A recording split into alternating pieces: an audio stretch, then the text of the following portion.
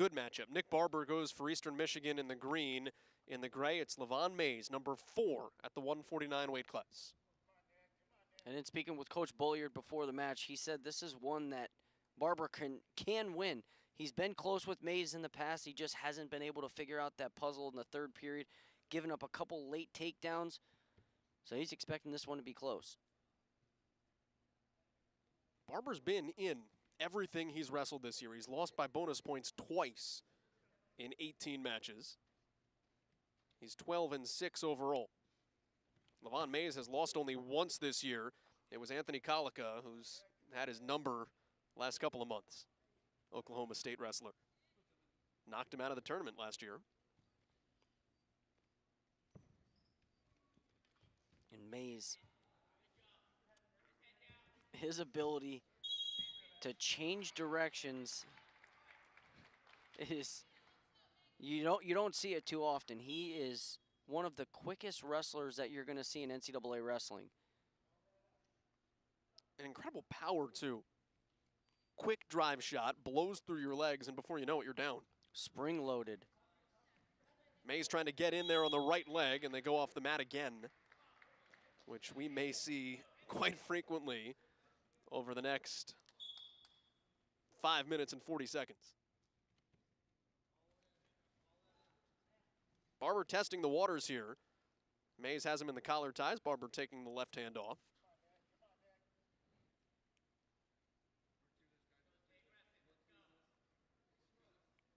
Mays coming in after a couple of wins this weekend already.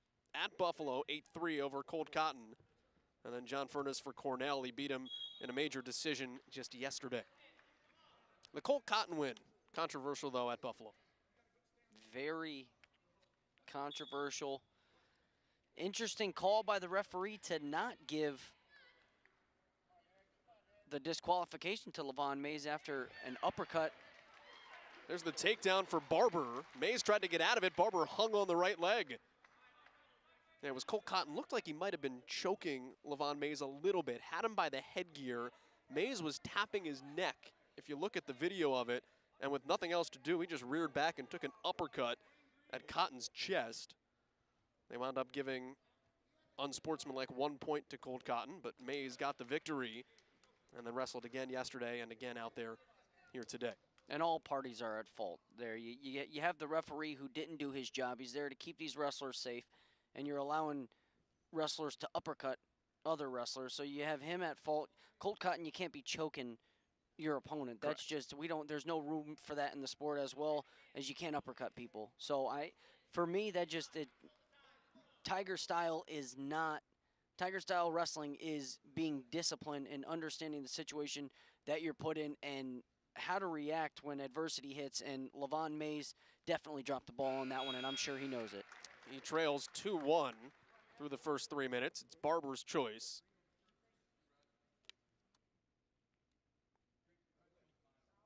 And bottom for Levon Mays.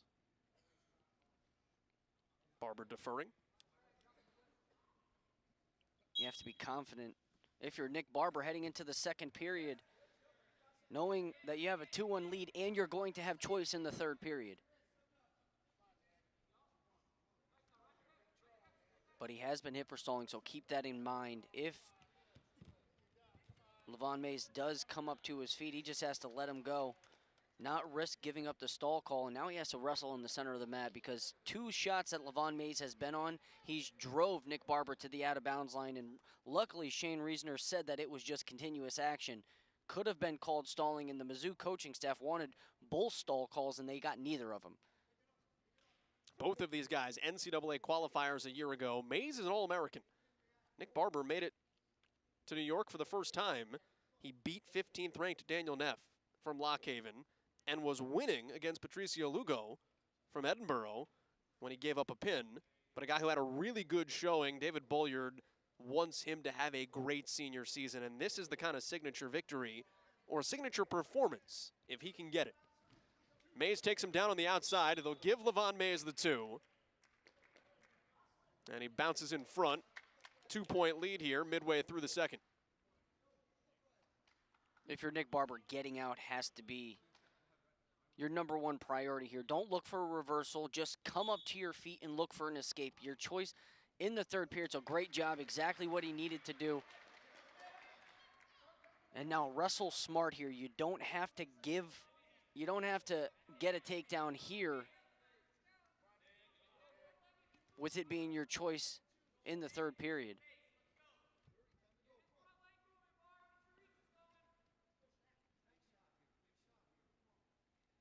And if I'm Nick Barber, I'm going to an underhook here to slow down Levon Mays, control the pace of this last 20 seconds here in the second period.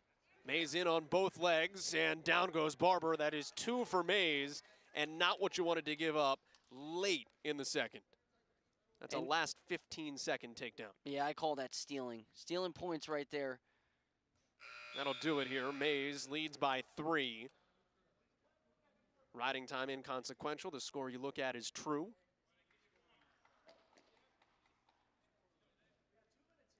Barber's got a chance to escape here, though.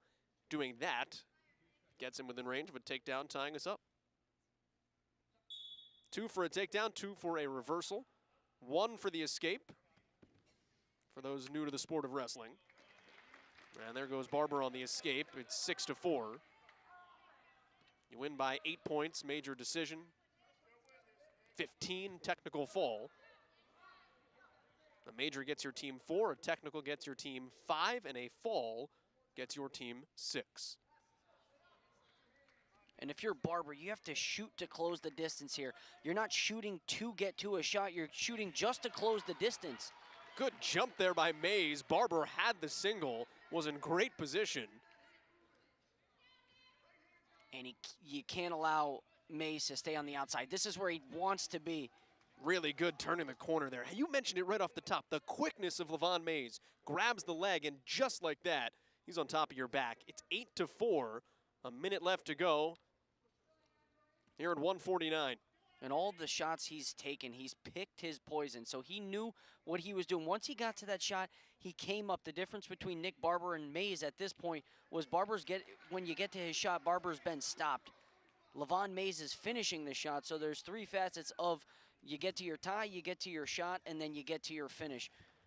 Levon Mays is doing all 3. That's the thing David Bolliard talked about the last time out. Old Dominion for Eastern Michigan. He said 7 chances, didn't finish any of them. Nick Barber at 149. Now we've got a stalemate back to the middle here with 26 seconds to go. You can get a guy's leg. Can you get him down?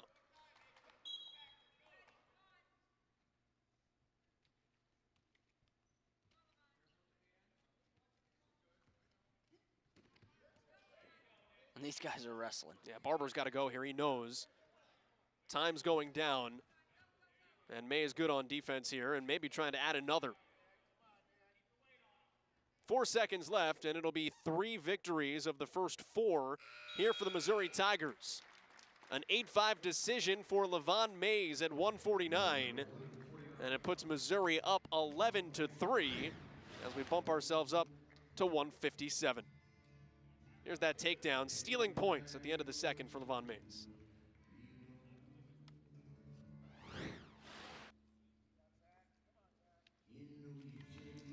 Another ranked wrestler at 157 here, Eric. It gets no easier. It just keeps coming. Drinking out of a fire hose, Joey Lavallee, 6th ranked, 17-1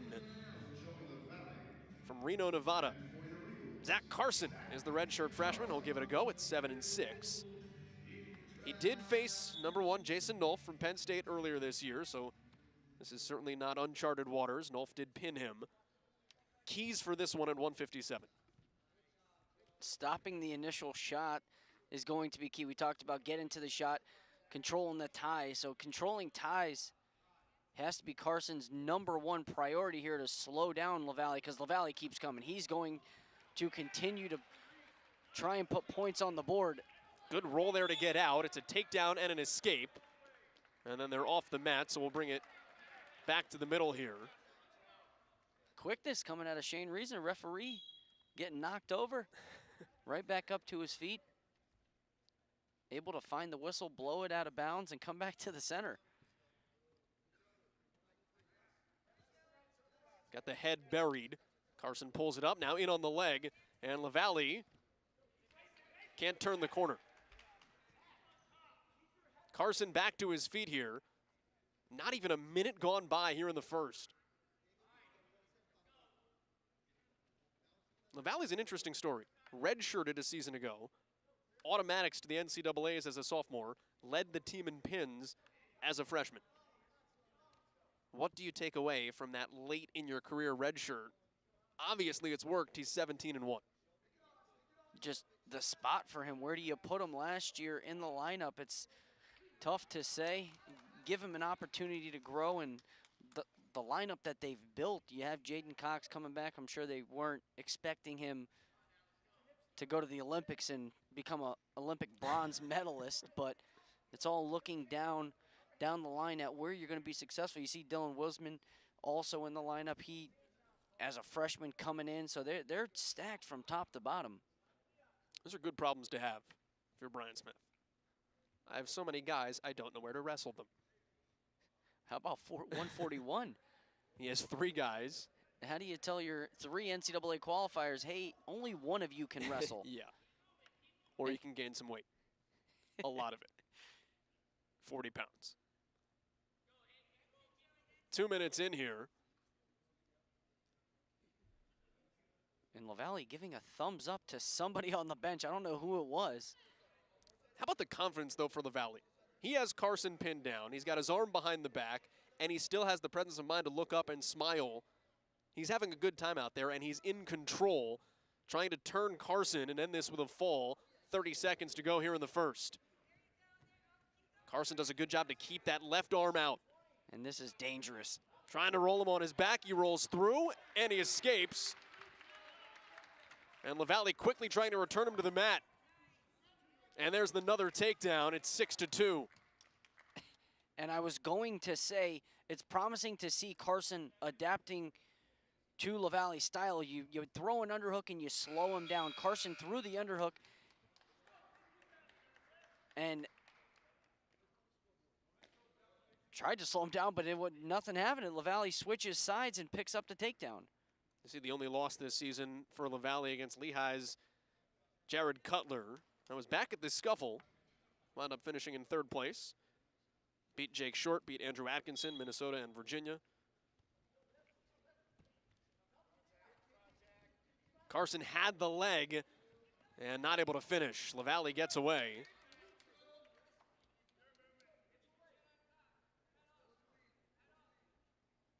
He's just having fun out there. That's when bouncing. That's what Jaden Cox does.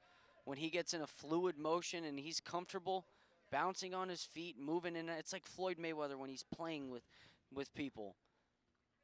Just having a great time out there. Cox is an interesting parallel for a guy like LaValle. They're in the same year. They're in the same class. LaValle flew under the radar for such a long time because Cox was so heralded. When Brian Smith talks about him, it's, hey, don't forget about this Joey LaValle kid. He was so high on him when he brought him in as a freshman. He just kind of flew under the radar because everybody worried about the hometown kid, Jaden Cox. And with that, he's able to flourish and blossom.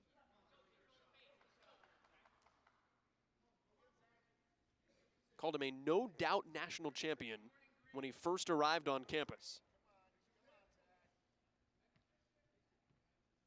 First stall warning for Carson. How do you like LaValle's odds at 157? He's 6th right now. He doesn't have to deal with Aymar anymore. Right, but I'm taking one thing at a time here. That is promising. But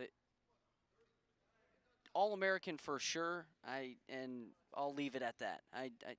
On the podium, there's a difference between the podium and the big stage. Saturday night, only few get to experience getting on that big stage.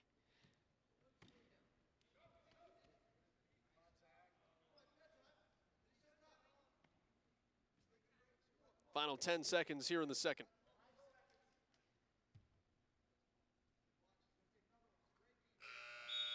And we will go to the third. Carson on the bottom. Missouri coaching staff saying he needs a break. So don't stop there. Keep working the head.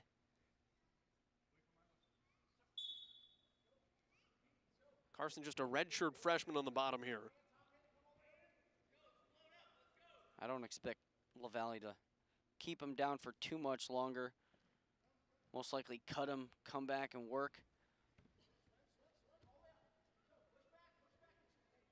Carson's not lost a dual matchup this year, although this by far his stiffest competition.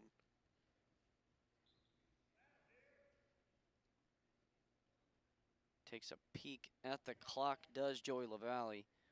Now looking for that cradle Hez. They tried to roll him for the pin late in the first and really didn't go after it much in the second at all, even though he controlled on top. Still working that head. And you see him keeping that elbow, and it's all about LaValle's elbow. Where his elbow goes, you're going to see the chin come with it. And he's trying to bring that elbow to the knee of Carson, and once it gets there, then Carson's in trouble. But I'm curious to see what's going on with the left hand of LaValle. He keeps shaking it out. And it looked like when we were over here on the right side to us, it was his thumb that he was, so he might not have been giving the coaches a thumb up. He might have been. My thumb's bothering me. Right. Yeah. And you can see the way it was pressed against Carson's back there, the thumb just kind of hung out a little bit as if he's trying to give it a little bit of breathing room. And now he's back in on the leg for Carson. Flexibility being shown by Carson. LaValle shelves it on that hip, works up to his feet. Tries to flip himself out. LaValle trying to turn the corner, and he's got two. A 9-3 lead. He'll cut him loose. It's 9-4. And Carson coming to double overhooks now, and he's slowing the match down, so that's where you want to be. Smart wrestling by Zach Carson to end this match. With 4 seconds left, Carson will finish things out with a stalemate at 1 second. They'll blow the whistle, and this thing will end with a 9-4 LaValle victory. So after the start with Noah Gonzer picked up that big win over Barlow McGee at 125, Missouri has rolled since.